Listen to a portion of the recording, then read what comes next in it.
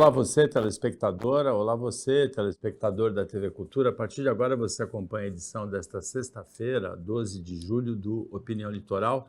Participo Roberto Mohamed como comentarista, analista. A gente recebe com muito prazer hoje a advogada Ângela Romiti. Mohamed, boa tarde. Boa tarde, Paulo. Ângela, é um prazer estar aqui com a Ângela. Eu conheci a Ângela, ela estava na faculdade ainda. E se Foi o ano passado? E se tornou, não vou dizer que foi, não foi no século passado,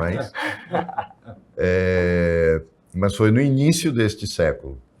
Mas é uma grata situação de você ver a profissional que ela se tornou e uma professora que é, além de competente, é querida pelos alunos. E ela vem aqui justamente para a gente começar com um assunto que a gente bateu aqui no programa várias vezes, que foi aquela questão da PEC das praias, que foi objeto de lacração por parte de gente que não entende absolutamente o que está falando, né? E a gente viu aquela cena ridícula da Luana Piovani falando bobagem de um lado, o Neymar falando bobagem do outro, e depois o ex-marido dela falando mais bobagem ainda. Mas não vai esperar o quê de uma mulher que fica metendo pau no marido em rede social, do ex-marido em rede social? Aí um monte de gente foi e embarcou, e nós dissemos aqui que estavam falando bobagens absurdas em relação a esta PEC. Até porque a própria denominação PEC das praias está errada. Porque praia é bem público, praia não é terreno de marinha está depois da praia. E durante muito tempo a gente sempre questionou essa excrescência que é o terreno de marinha e o laudêmio, a existência do laudêmio. E, na verdade, esta PEC, que o nosso saudoso Gastone Rigg foi autor de uma tentativa de um artigo na Constituição extinguindo o laudêmio. E foi o PT... Na Constituinte. Na Constituinte. Né? O Lula disse que o PT se recusava a aprovar o fim de um imposto e o fim do terreno de marinha para beneficiar milionário que morava de frente para a praia, esquecendo que a Vila Gilda é terreno de marinha. Que as favelas em Mangue são terrenos de marinha. Então, o Perequê, só tem milionário no Perequê? Não tem um milionário no Perequê. Então, o grande problema é o equívoco de postura que não era para ter acontecido em 88 e não aconteceu. Só que essa PEC elimina essa excrescência chamada terreno de marinha. Que, sob todo aspecto, eu vi o comandante da Marinha, foi o comandante da Marinha que era o único que apoiava o golpe que o Bolsonaro quis dar. O comandante da Marinha falando que é uma questão de segurança. Segurança para quê? Para colocar o quê? O Brasil vai ser invadido, vão colocar aqueles canhões que tem em Itaipu, morre todo mundo. Foram defender uma praia nas Malvinas com aqueles canhões, morreu todo mundo. Não tem sentido mais. A Ângela tem um trabalho específico sobre essa PEC e a gente vai poder matar a pau esta matéria mostrando o quanto idiotas tentam lacrar na internet falando bobagens e que não tem nada a ver com a realidade dessa PEC. Ângela, primeiro, como eu falei, é um prazer enorme ter você aqui. Agora, vamos analisar esta questão da dimensão que se deu, completamente equivocada, que não tem nada a ver com esse projeto de emenda constitucional e que acabou indo para a gaveta. Sim. Então, primeiramente, agradeço as gentis palavras, gentil convite. Realmente eu tenho um trabalho, eu fiz uma dissertação de mestrado sobre terrenos de marinha na PUC, São Paulo, no ano de 2012, justamente porque era uma terra de ninguém sabe nada e todo mundo palpita sobre tudo. Os terrenos de marinha, eles são medidos a 33 metros da pré-mar média do ano de 1831. Vocês sabem o que é isso? Eu não sei, o Roberto não sabe. Sequer a SPU até hoje demarcou toda essa zona costeira que nós temos no nosso grande Brasil. O que acontece? Essa criação que dizem muitos serem tupiniquins, que nasceu aqui no Brasil, em verdade não, ela é importada das colônias aí, nós éramos colônias portuguesas, e era para uma zona de defesa. No entanto, essa manipulação que se deu a linguagem, colocando como se houvesse privatização das praias, para algo que foi criado outrora para a defesa, que não existe mais. Hoje a defesa é feita por meio de drones, submarinos, temos outros meios que não, os 33 metros do alcance da bala de canhão, demonstra que, de fato, essa discriminação que há das pessoas que moram na zona costeira, e não só da zona costeira, como bem lembrou o Mohamed, mas também nos acrescidos de marinha, que a gente está falando na zona noroeste, a gente está falando em outros lugares que também pagam exatamente esses mesmos valores a mais. De fato, é uma excrescência também, no fundo, é uma grande fonte arrecadatória, e por isso é que não querem abandoná-la, mas ela é uma fonte de discriminação, porque aquilo tudo, em verdade, já está, inclusive, submerso em Santos, porque houve não só o avanço da maré, como a gente vê na ponta da praia, nitidamente, veja, a gente remonta a 1831, avanço da maré e a construção dos canais pelo Saturnino de Brito. Quando o Saturnino de Brito construiu os canais em Santos, ele retirou a areia da praia para aterrar. Quando ele retira a areia da praia, ele pega e avança ainda mais o mar. Ou seja, os 33 metros da pré-mar média do ano de 1831, que seriam os terrenos de marinha, hoje estão a fundo do mar. Tudo é, na verdade, privado. E eles cobram como se fosse público. O que isso sim é uma tamanha excrescência. Em Santos tem um caso interessante também, que foi o Gastone Rigg contava isso. A correção da linha por conta daqueles prédios quase divisa com São Vicente, que são do outro lado. Então, essa linha da pré-mar no mapa, ela vem ela faz um recorte e volta. Mas o próprio Madruga, que é um dos pouquíssimos livros que existe sobre o tema, ele dizia assim, que conforme o fiscal tivesse amizade ou não ali nos prédios, lá no ano de 1800 e tanto, ele ia demarcando a pré-mar. O que mostra que, de fato, isso não é algo técnico, não é algo aritmético. Embora tenha um estudo muito importante do Obed Lima Pereira, que ele traça essa maré, essa linha da pré-mar, o que é muito importante para quem estiver aí no Legislativo estudando essa PEC. Tem uma coisa aí que pegou, Ângela, porque uma das coisas que mais se bateu foi aquela questão, na briguinha dos dois, para lacrar na internet, foi a questão do resort no Nordeste. Em primeiro lugar, a gente tem que analisar que o Ministério Público de São Paulo é um, o Ministério Público da Bahia, por exemplo, é outro. Né? Se o Ministério Público de São Paulo fosse para a Bahia, Sauípe não existiria, porque aqui não pode. Aqui tudo. Mas quando você olha para o que é o projeto e onde eles querem fazer o tal empreendimento, eu duvido que aquilo saia. Ou se sair, sai nos moldes do que foi a Riviera de São Lourenço, com compensação ambiental. Tem nada a ver com a PEC das praias. Nada a ver. Existe um problema grave no Brasil das pessoas darem pitaco. A rede social, a gente já cansou de conversar aqui, né? Transformou idiotas em escritores e pensadores. Dá voz a muitos, né? E aí você tem um problema sério, que é esquecer que a PEC é sobre uma coisa e der uma dimensão a ela em relação à outra. Sim. Essa definição, Ângela, que a gente bate muito, de que praia é bem público e terreno de marinha é outra coisa, e os terrenos de marinha, como você disse, por exemplo, o aterro do Flamengo. Cadê o terreno de marinha? Sim. Se nós vamos voltar a 1831, quando ele não existia. Essa questão da definição do bem público é que gerou a discussão. Porque, por exemplo, em Santos, a prefeitura já tem por contrato de delegação, acordo de delegação, a jurisdição sobre a praia. É normal. E essa PEC traria a jurisdição automaticamente para todas as prefeituras. Você não vê isso como um avanço em termos administrativos, porque ia fazer com que cada prefeitura não desse a destinação, mas fosse obrigada a cuidar da conservação das suas praias? Me parece que a justificativa que é colocada é bastante plausível. Quem melhor do que a própria municipalidade para conhecer as peculiaridades de cada local? Por isso que a gestão ela é entregue. Ou seja, se a gestão for entregue de uma forma automática, a mim não me parece que haja problema algum. Uma coisa que eu acho importante falar, que sempre colocam, e vou aqui cortar um pouco, é a questão dos condomínios lá do Guarujá.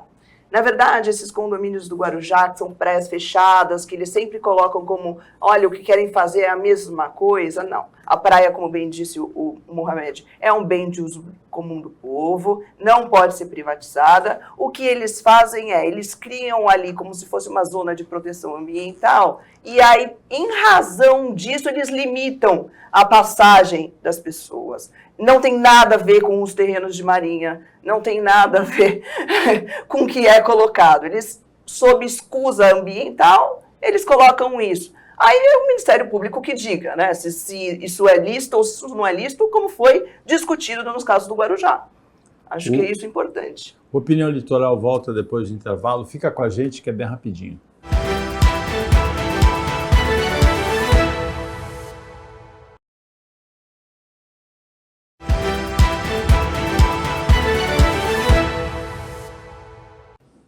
Voltando com a opinião litoral desta sexta-feira, o Roberto Mohamed participa analisando as notícias e a gente recebe a advogada Ângela Romiti, que no bloco anterior citou, no meio dessa discussão da proposta de emenda constitucional que extingue os terrenos de marinha, ela citou o caso dos condomínios de Guarujá.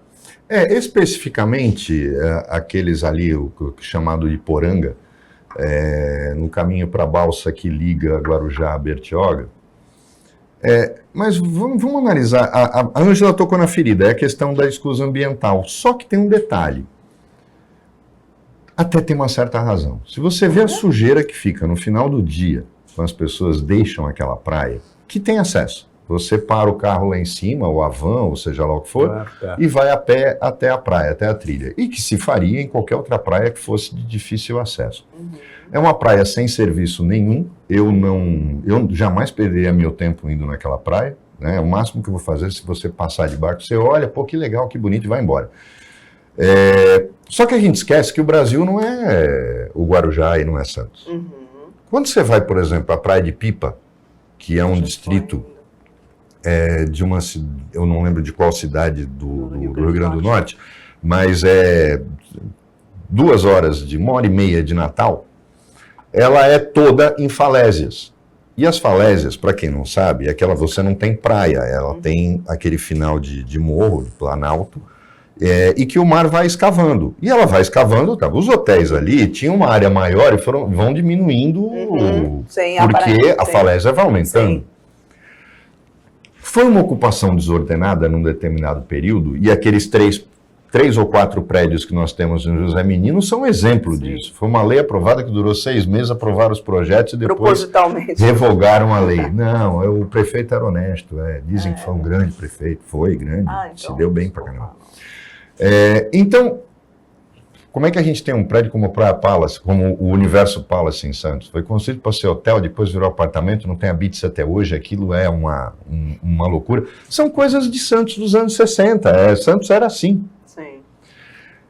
Agora, Ângela, tem uma coisa aí que a gente tem que abordar. Você não acha que isso é consequência de lá pode, aqui não pode, a gente trava desenvolvimento? De poder demais do Ministério Público que a Constituição deu na questão ambiental. Em outras palavras, um promotor, que pode ser um vegano, Sim. pode ser um cara chato, pode ser um cara conservador.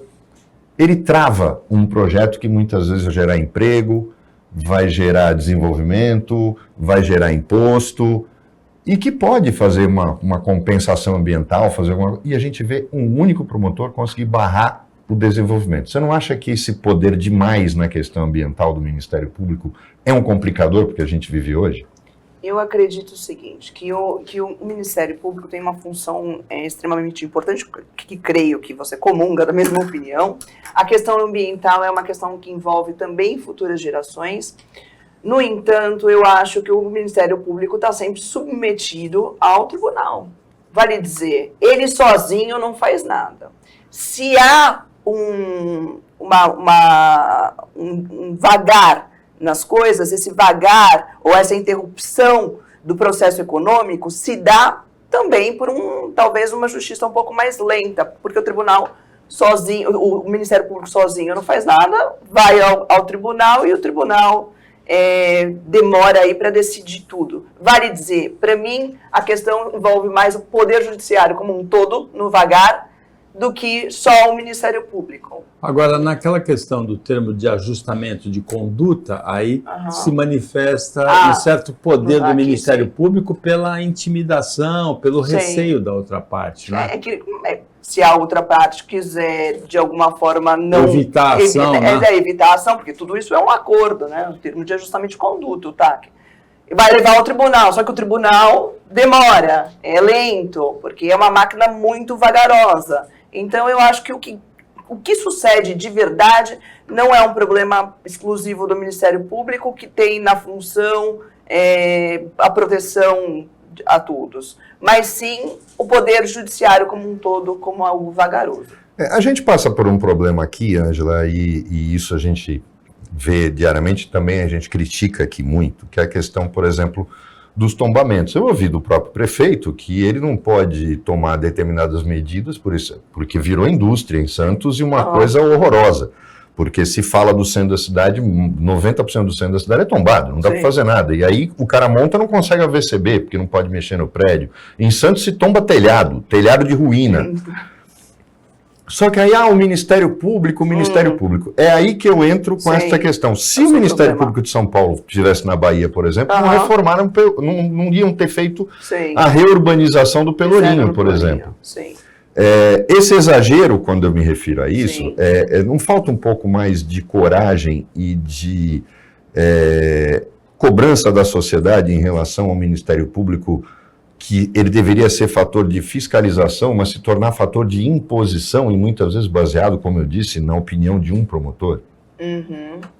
Eu acho que, em médio, já diriam os latinos, em médios est virtus, na medida está a virtude, sabe? Se é possível, veja, se é possível na Bahia a reforma do Pelourinho, porque aqui não é possível. A gente tem que buscar dialogar os fatores da evolução, do crescimento com a proteção própria do meio ambiente, seja ele histórico, seja ele natural.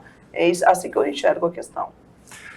Uma outra coisa que se discutiu recentemente, e eu sei que você é uma estudiosa da Constituição, e a gente vai entrar agora numa seara espinhosa, porque a gente vai trazer a discussão que faz o direito caminhar ao lado da filosofia, crenças pessoais, fé religiosa, convicções familiares, que é a questão daquela mudança legislativa em relação ao aborto. Sim. Uma das coisas mais usadas, e na minha opinião bem clara, é essa questão de que você dava uma pena maior à mulher que fazia o aborto do que ao estuprador. E nós temos aí um fato que nós discutimos aqui no programa também, que foi o caso daquela menina de 10 anos, né, ou 12 anos, que chegaram... Teve uma de 11 e uma de 12. Tentaram impedir o cumprimento da ordem judicial, dela fazer o aborto e tal. Como é que porque você vai poder ver com dois prismas diferentes, como mulher. Sim. Eu sei que você é católica praticante, então, e como advogada. Terreno bem difícil para mim, porque, bom, é um assunto muito polêmico. A questão do aborto, vamos lá. Eu creio que o judiciário deve cumprir a lei. Então, se a lei diz que há hipóteses que são permitidas o aborto, isso deve ser cumprido, porque se o judiciário, se o juiz, ele cumpre a lei diz que hipóteses existem e essas hipóteses devem ser autorizadas. Qualquer coisa que destoe disso, para mim, é um abuso, tá? Como mulher, essa questão do aborto, eu não passei, eu não posso dizer, eu não passei por nenhuma dessas hipóteses que são... que dão possibilidade ao aborto, que seria um estupro. Então, eu não poderia dizer como eu estaria nessa situação. Eu tenho 3 filhos e os amo e sei muito bem que depois que eles nascem, o olhar da mulher ele é outro sobre a vida. Então, também o olhar de quem não teve filhos, de quem teve filhos, são diferentes. E como católica, praticante, eu sou contra. Então, são coisas, são visões diferentes da mesma realidade. Tá, mas a questão aqui é a seguinte. Nós chegamos a discutir aqui que se resolveria isso com uma medida administrativa. Por quê? Porque a partir do momento que a menina foi estuprada, engravidou, chegou no SUS, falou foi estuprada, está aqui o boletim de ocorrência. Tem que atender e fazer. Ou seja, bastaria uma portaria do Ministério da Saúde de responsabilizando criminalmente e administrativamente o hospital ou o médico que se recusa a atender, seja lá por que convicções forem, porque é previsto em lei, o SUS presta isso e a pessoa tem que ser atendida. O que me espanta é essa lentidão do Estado em reagir para uma coisa que já podia estar resolvida há muito tempo. Porque muitas vezes uma liminar, e a gente sabe disso no dia a dia, uma liminar demora 4, 5 meses. E aí você vai ter o prazo de 120 dias que eles estão considerando na lei como proibitivo do aborto legal, acontecer, porque a gente sabe que juiz também tem convicção religiosa, também vota pela sua própria fé e outras coisas. Eu vou lhe dar um exemplo. Apareceu no escritório uma vez um caso que era aborto de feto anencefalo. Eu não fiz esse caso, por convicções minhas, mas o que eu ponderei com ela foi o seguinte, veja, se eu entro com uma ação hoje, a gente tem aqui comprovado que ele é anencefalo, você está na hipótese legal. É possível que essa liminar saia daqui a 5 meses. E o que a gente vai fazer? Eu falei, eu não quero esse peso nas minhas costas, porque por mais que eu faça tudo, é possível que daqui a 5 meses só eu tenha uma solução do judiciário que lhe autorize a fazer esse aborto. Então, eu peço que você vá à rede pública, vamos ver se a gente não consegue por um outro meio, porque realmente o judiciário tem essa questão, vejo que deveria ser, sim, se dentro da hipótese legal, uma questão já decidida no próprio hospital, como deveria ser, e não a opinião religiosa. Veja, eu sendo juiz, eu não posso dar uma opinião religiosa votar contra ali. A lei, eu cumpro lei. Eu não sou legislativo, eu não crio. Né? A minha função é julgar de acordo com a lei. Mas então, quando você pontuou, você falou, olha, como advogada eu penso assim, como católica eu penso assim, como mulher... E se eu fosse juíza, eu daria em todas as hipóteses legais de aborto, porque sendo juíza, eu cumpro lei. Mesmo porque a crença religiosa de uma pessoa que detém alguma autoridade legislativa ou judiciária ou executiva não deve ser imposta a outras pessoas que não têm a mesma crença que ela. Né? Concordo plenamente com o senhor. Por isso que a gente tem um legislativo que vai dizer qual é a lei. Se eles disseram que a lei é essa, embora seja contrária à minha opinião pessoal, eu juiz, eu tenho que cumprir. E imediatamente, não é? O Opinião Litoral volta para o último bloco, depois do intervalo rapidinho.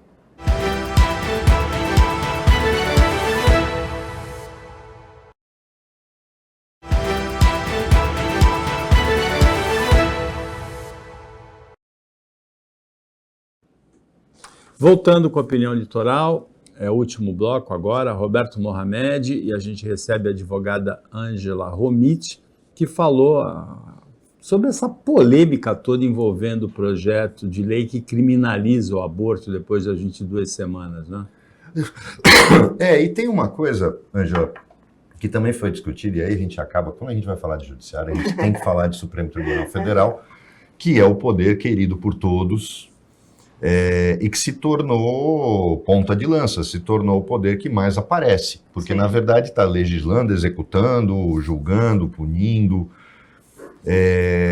Houve uma recente decisão do Alexandre sobre a questão da citolia.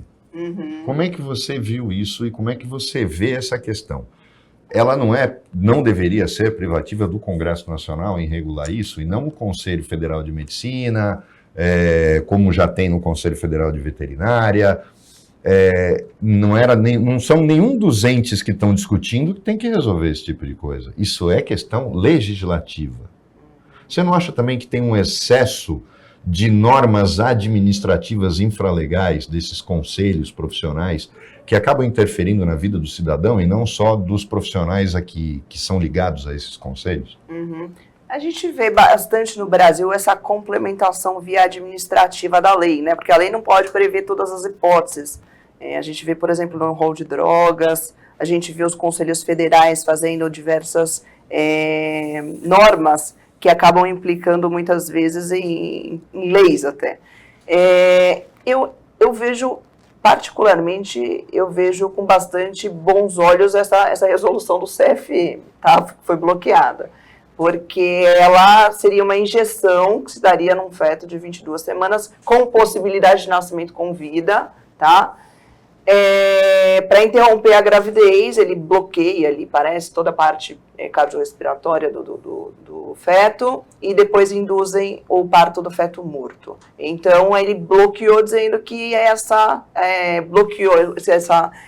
resolução vai dizer que não pode fazer dessa forma. Teria que induzir. Aí entraram com a ação no Supremo e tivemos uma liminar dizendo que o médico tem liberdade e que essa liberdade estaria compreendida em fazer também dessa forma.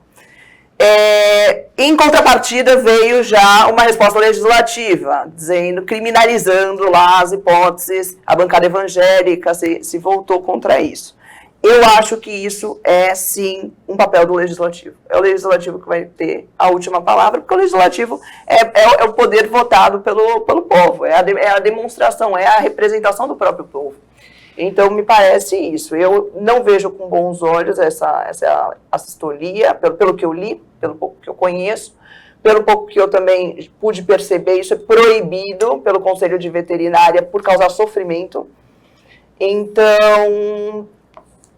não sou veterinária também para poder opinar sobre isso, não quero cair numa seara que não conheço, mas todos os que eu ouvi me parece plausível e acho sim que a função é legislativa.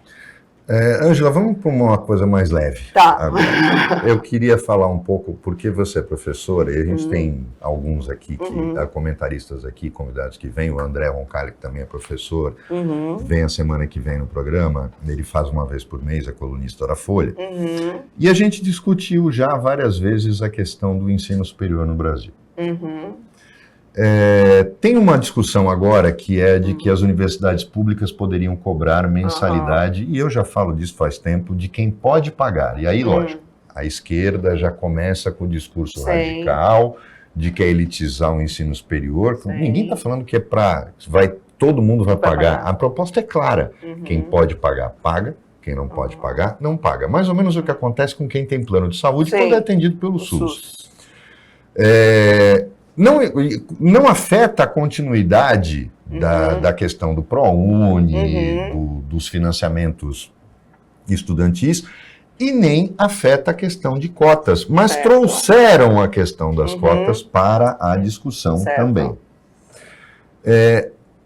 Você não acha, e eu dava aula e parei porque teve um momento que você acaba achando que está enxugando gelo, porque você vê aluno chegando em universidade particular na faculdade sem saber escrever direito? Primeiro ano é fundamental. Você não acha que a gente insiste há décadas em discutir ensino superior antes de discutir um ensino básico e um ensino médio que preparem o aluno para chegar lá? Eu tenho certeza absoluta. Eu trabalhei, não sei se você sabe, mas eu participei de uma comissão que se chama CTA, é uma comissão do Ministério da Educação, é nomeada pelo ministro, pelo INEP, apropriadamente, mas faz parte do Ministério da Educação, e é a Câmara Recursal das faculdades, da avaliação das faculdades, no meu caso, eu era uma das 12 membros, que fazia essa avaliação dos recursos já, tá? As faculdades realmente não correspondem ao esperado por todos nós. A gente vê que as estruturas no Brasil, e lá, como era um órgão do Ministério da Educação, então era o Brasil inteiro, tem as realidades extremamente díspares. E se você diz aqui que em São Paulo ou em Santos, o professor que recebe um aluno de primeiro ano recebe um aluno despreparado na produção textual, imagina quando a gente trata de lugares mais longínquos. Então, eu creio que sim, que a gente tem que se preocupar primeiro com a parte fundamental, os alunos aprendendo uma compreensão de texto, começando por aí, compreensão de texto, porque sem compreensão de texto, isso inclusive é uma estratégia, a questão da linguagem é uma estratégia política, né? Quanto menos as pessoas compreendem, quanto mais eu modificar o significado de palavras, eu torno uma outra concepção da realidade. Eu transformo a realidade. Se a pessoa não entende o que eu digo, eu convenço ela do que ela quer. Então, isso é uma questão política, isso não é uma questão filosófica só, é estratégico. Essa é a minha visão. Por isso que eles querem deixar que não saibam nada até chegar à faculdade. Aí, na faculdade, todo mundo tem faculdade hoje, né? Porque ranqueia no mundo todo. E assim, o Brasil talvez seja um dos países que tenham mais faculdades, né, que se tem no mundo, e acho que não é propriamente o que a gente vê no dia a dia, uma população tão letrada dessa forma. Nas avaliações internacionais de aprendizagem, o PISA, né, os alunos brasileiros ficam nas últimas colocações, entre as 45 nações avaliadas em interpretação de texto e em cálculos simples de matemática, operações simples de matemática. Nós chegamos ao ponto de formar engenheiros que não sabem escrever um laudo, porque o cara só ia para aula de cálculo. Né? O Arnaldo Haddad, nosso querido Arnaldo Haddad, ele fala muito isso, que ele acha que médico tinha que ser função de Estado. Porque o nosso SUS, baseado no sistema inglês, na Inglaterra não tem plano de saúde. É o sistema universal para todo mundo. Faz, inclusive, com que os políticos tenham que usá-lo. Por isso, talvez ele seja... Para mim, é a melhor forma possível. Aliás, todo político deveria usar o sistema público, seja de as suas crianças estudarem na escola pública, seja seus filhos irem para os hospitais públicos, porque só assim a gente teria uma realidade diferente, na minha visão. E muita gente fala que isso é impossível, Ângela, e a gente olha na nossa profissão. O ensino do direito virou uma mercadoria. Toda cidade queria ter uma faculdade de direito. E acabaram abrindo cursos no Brasil inteiro. Aí o exame de ordem se tornou um depurador. Só que a gente tem um monte de gente no mercado que se forma, não consegue trabalhar, não passa em concurso, e há muito tempo que eu defendo, por exemplo, a existência do paralegal, que seria um estagiário profissional, um paralegal. Ele não pode assinar uma petição, mas ele pode fazer todos os outros atos. E há uma resistência dos conselhos profissionais nisso, no paramédico, no paralegal, que são pessoas que estão numa função intermediária. Você não acha que essa loucura toda e esse poder, como a gente discutiu no bloco anterior, excessivo dos conselhos profissionais, dos órgãos profissionais, como é o caso do OAB, acaba influenciando um pouco da gente ter um travamento profissional no Brasil e de evolução do que seria o ensino superior? Eu acredito que essa figura, e salvo engano meu, em Portugal existe essa figura do advogado e desse, não sei como é que eles dão o nome, mas esse para-advogado.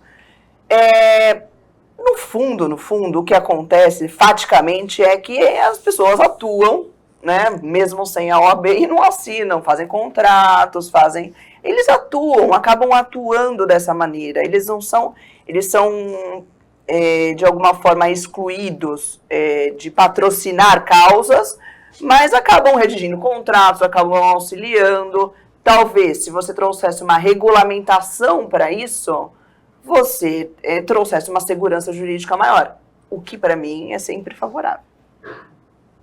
Com isso chegamos ao final do Opinião Litoral, agradecendo muito a participação da advogada Ângela Romiti, discutindo essas questões polêmicas que precisam se tornar legislação. Boa sorte na continuidade da carreira. Obrigada. O trabalho do Roberto Mohamed como comentarista, o trabalho da equipe técnica de jornalismo, e agradecendo a você também que acompanhou a gente mais essa edição.